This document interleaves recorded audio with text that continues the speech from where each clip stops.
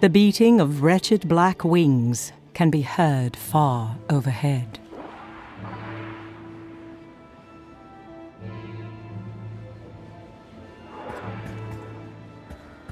The name of this woman, or where she was returning from, will never be known.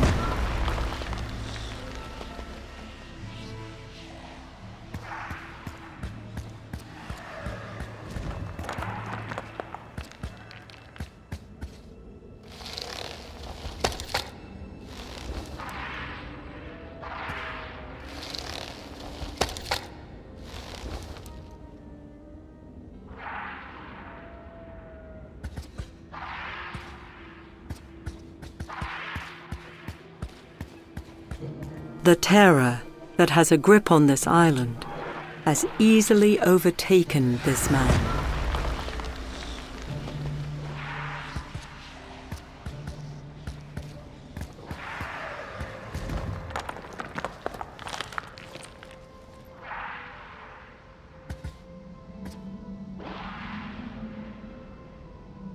This parchment is inscribed with 3 illustrations of native flora. Next to the note reads, Celius, the beast upon the hill must once again be appeased. Its appetite for riches is becoming insatiable. It is signed, Tallius.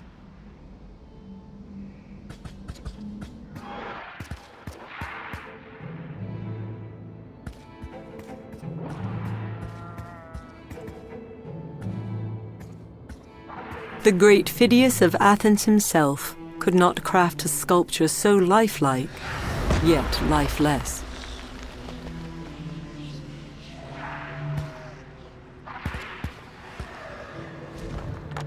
This boy was caught off guard and had little time to discern friend from foe.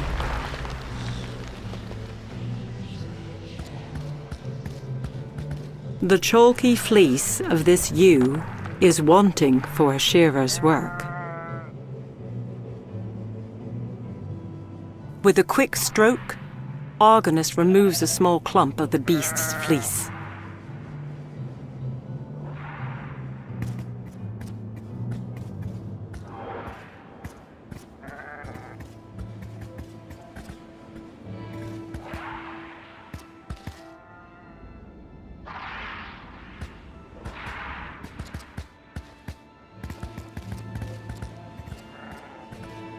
Book neither man nor woman is granted mercy from the scourge that stalks this isle.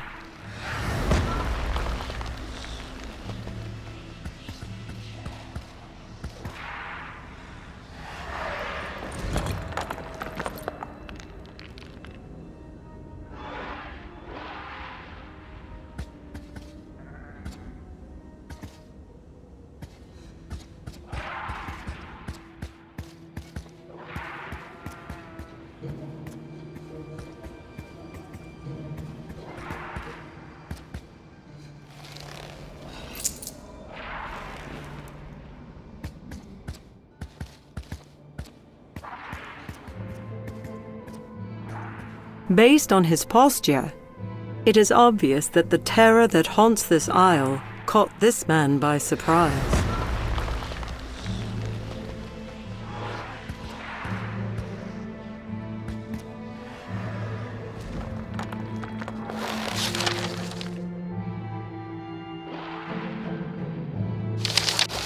Forgive this historian.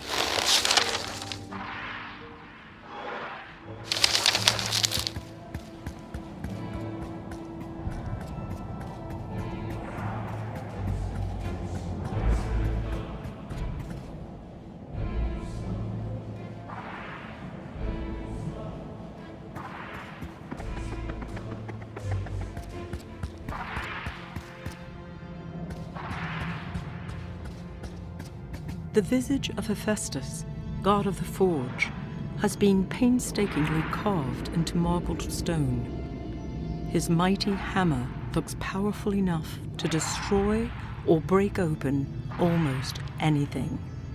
Marbled stone shifts as the spirit of Hephaestus enters the ornate statue shaped long ago by human hands. The god of the forge regards Argonus with unblinking eyes. Who is this man before me? Surely not one who strikes the iron, nor one who stokes the fire. Nay. The god continues, his brow furrowed. They are no more, having fallen to that which fair Athena hath unleashed. Do not be deceived, sailor of the Argo. While it was Perseus's hand that sundered head from shoulders, the heart that drove the blade was assuredly that of the goddess. Hephaestus pauses, deep in thought. When he speaks again, it is slow and measured. I am loath to meddle in my sister's quarrels, either to directly help your quest to find your countrymen, or abate the scourge being wrought by the Gorgon's sisters. And yet, if you return the gold stolen from my temple, and tend my forge, I will grant you a light to drive away darkness. The benevolent god nods before the statue becomes still once again.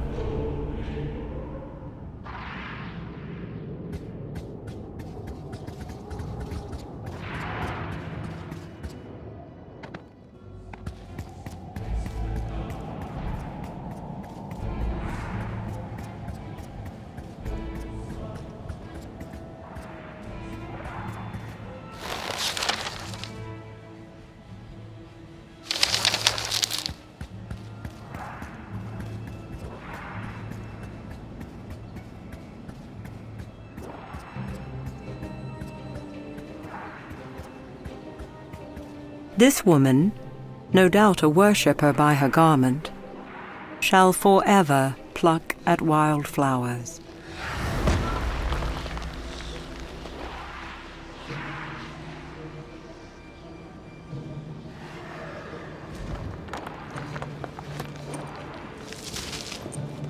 Argonus adds the golden apples he is carrying to the basket.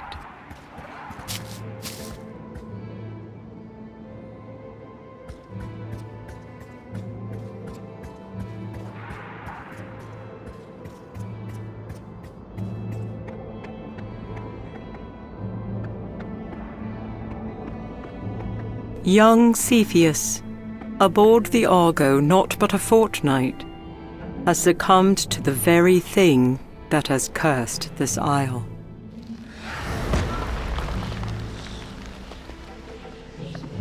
A notch in the doorframe can be seen behind this large stone statue, but cannot be reached without first moving the impediment. This statue is of Minos, the king of Crete and son of Zeus and Europa.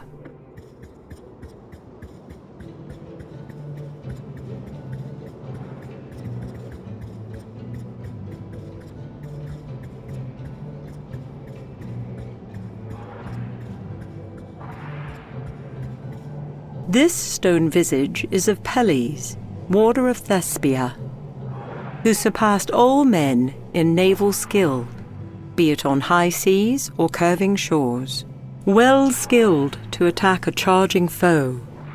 Nauplius now stands frozen in time, never again to bear long arrows.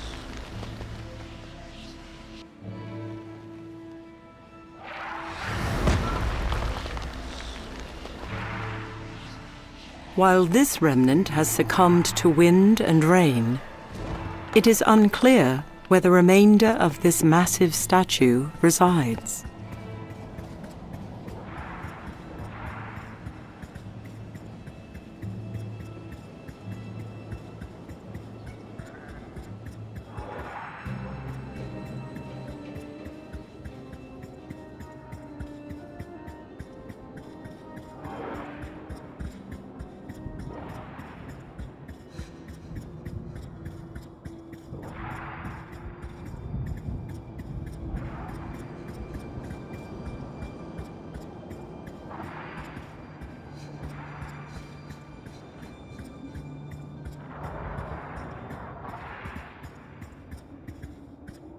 During his adventures, Argonus has beheld many a fabled beast.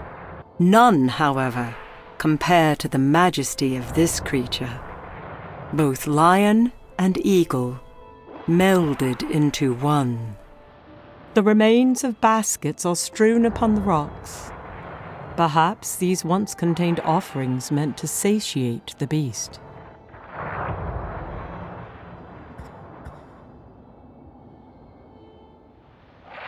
Argonus approaches the griffin cautiously, glancing anxiously toward the skies before setting the gold-laden basket upon the sod.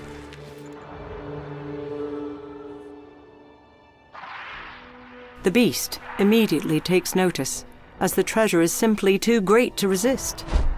After a moment, it leaves its hoard unguarded. All at once, the air is replete with the rush of wings and unearthly screams. The dogs of Zeus descend as one, intent on claiming the savory prize as their own. Although fear grips his breast, Argonus makes haste, quickly seizing several of the golden pieces before the unearthly combatants take notice.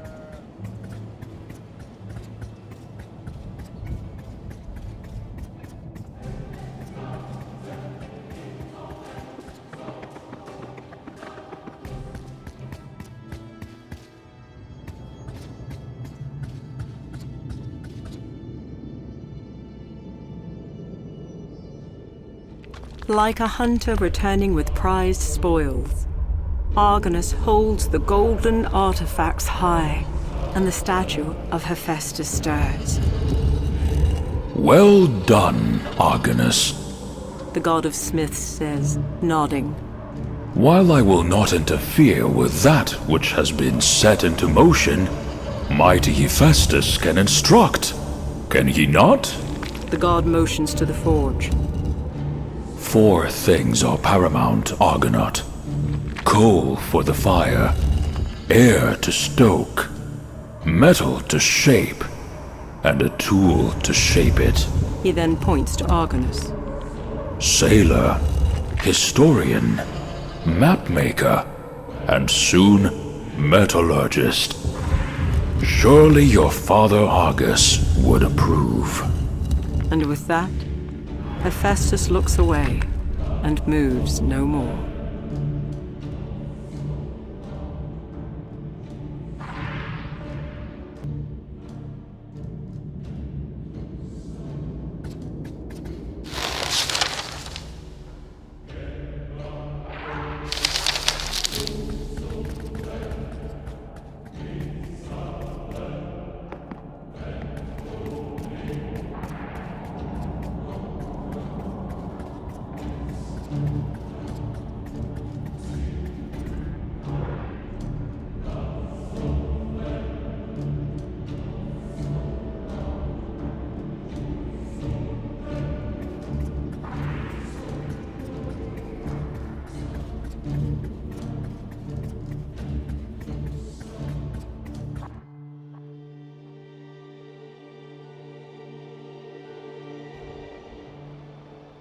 The eye of the grey eye moves within the satchel, as if trying to escape its bindings.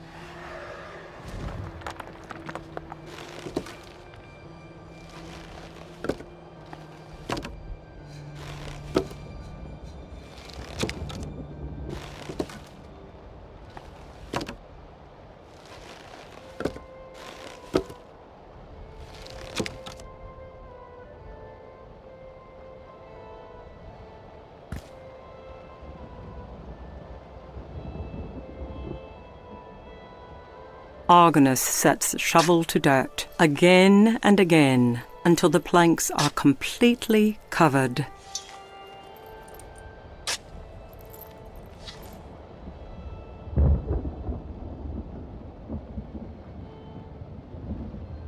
It takes only a single strike of steel on flint to produce a fine flame.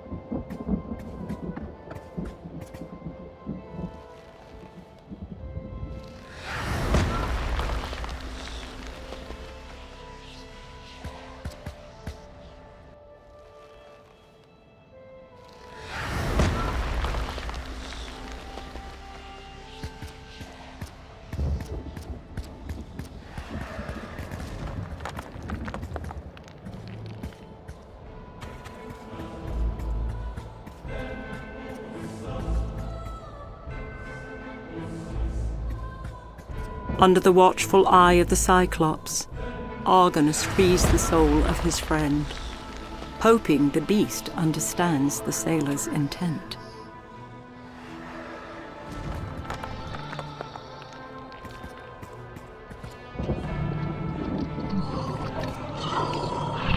Argonus approaches the petrified creature slowly, glancing back and forth between it and the adult Cyclops.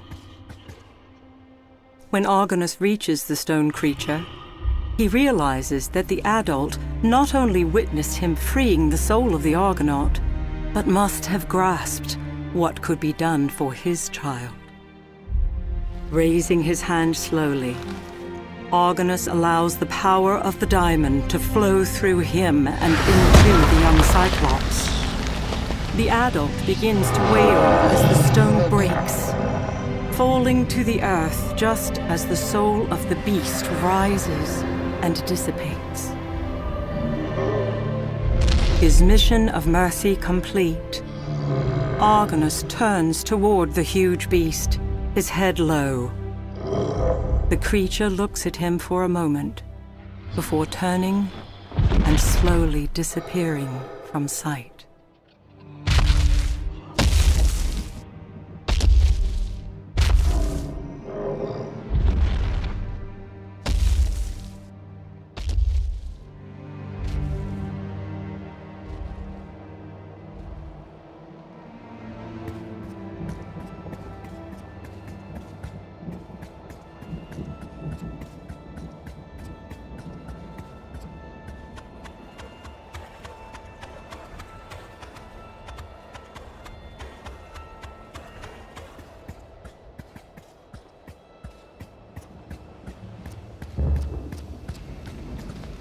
Cautiously, Argonus approaches the distraught Grey-Eye, their one eye held out before him, an olive branch extended.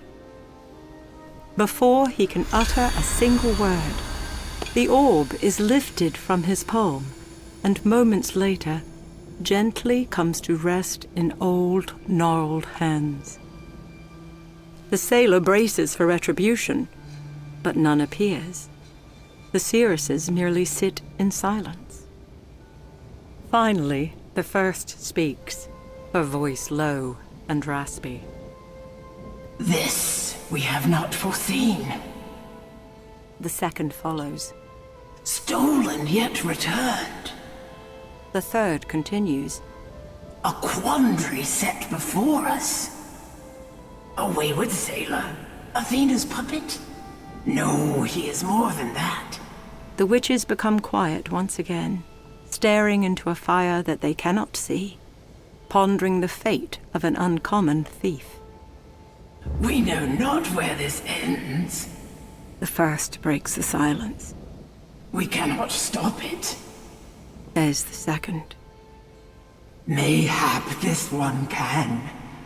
Finishes the third. With that, The first grey eye lifts her hand and slowly draws something in the air. The world around Argonus wavers, and he becomes a captive audience to words once spoken between goddess and mortal man. Come, my lovely Medusa. Lay with me again. Oh, please, great Poseidon, I cannot. I am sworn in service to Athena. Oh, no. No! Poseidon, you dare defile what is mine? And here, in my sacred temple? Mind thy tongue, Athena. Yes, the Lord of the Seas dares. But what of it? Nothing you can do can bring me to harm. Perhaps that is true. But the same cannot be said of this woman. My goddess, please. Forgive me. Athena, no!